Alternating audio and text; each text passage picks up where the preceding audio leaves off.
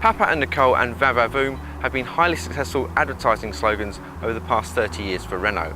Now ex-Formula 1 world champion and current Lotus driver Kimi Raikkonen is the latest Renault advert star in their new Megane campaign. It underlines Renault's ambition to make more people aware of their racing pedigree.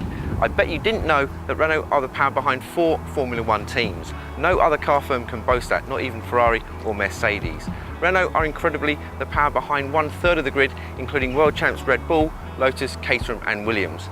Does that change your mind about just how good Renault engines are?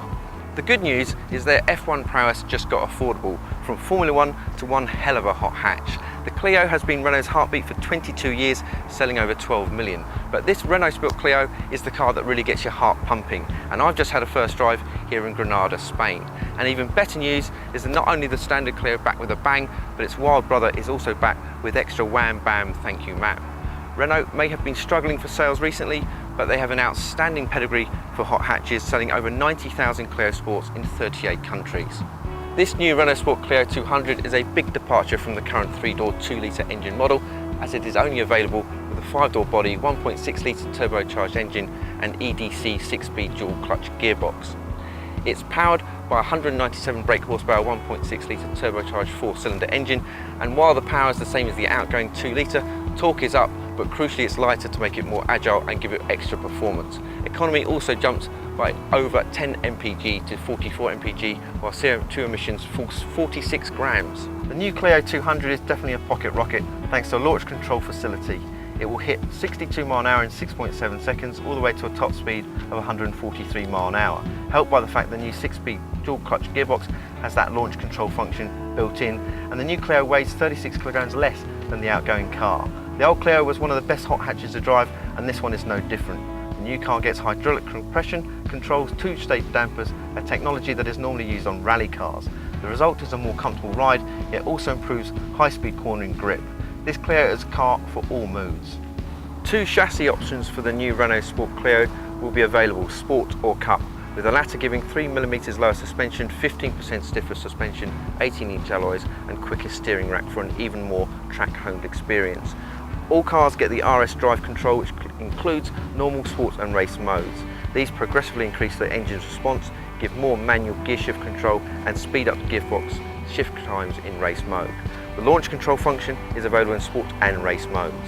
But the best bit is that it's quick with lots of grip. The power is deep and meaningful from the minute you stamp down your right foot, meaning you can really pull out of corners with purposeful pace. It also sounds the business with a proper crackle and burble that bursts into your ears via the cockpit via a sound pipe. You can even customise it to sound like other cars. The Sport chassis also handles with aplomb, as you might expect, but it now lacks a sharp edge on cornering. That again may upset the connoisseurs, but I personally preferred all the hardcore without the hard ride. Renault will hope that this Cup version will appease the track racers. I drove this for a few laps around the Guadix circuit and it felt the part. It's firmer than its twin brother and far more aggressive, but on this very smooth circuit it was hard to tell how it will cope with the UK's horrendous potholes. The Renaultsport Clio also includes enough techno gizmos to even overload Stephen Hawking. It boasts an R-Link system which can be upgraded to include the RS monitor. That's an onboard telemetry system that is a customisable display of engine parameters, performance data and GPS activated stopwatch for lap times. Other spec highlights include Bluetooth, Renaultsport seats and the RS sound pipe, which transmits the sound of the engine into the cabin. This can be customised to sound like different cars too, including old Alpine and Gordini Renault Classics and Nissan GTR. Disappointingly, I found no sound for a Lada. Not only does it perform, but it looks the dog's danglies too. When I got behind the wheel of the Desire Concept 2 years ago, it was arguably the most beautiful car I'd ever driven. When Renault said at the time that the look of it would go into their next Clio, I laughed, yet remarkably, here it is. It's been shrink wrapped and sculpted into the shape of a runaround in size and practicality, but the overall essence has been transformed from supercar to super mini and now into a hot hatch. The Renault Sport versions add even more muscles to an already shapely body, like going from Jordan to Jodie Marsh. The interior matches the exterior for drama. Renault have added splashes of red for passion to punctuate the moody black interior. Red is liberally used with the seatbelts, instrument needles and visible stitching, the sport steering wheel's straight ahead position marker, the air vent surrounds and door panel beading.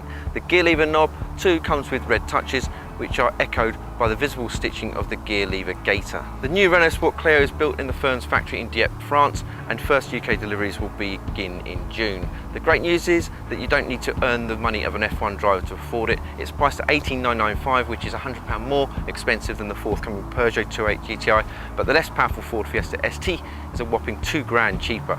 Renault are strutting their stuff like no other car firm on the highly competitive F1 stage.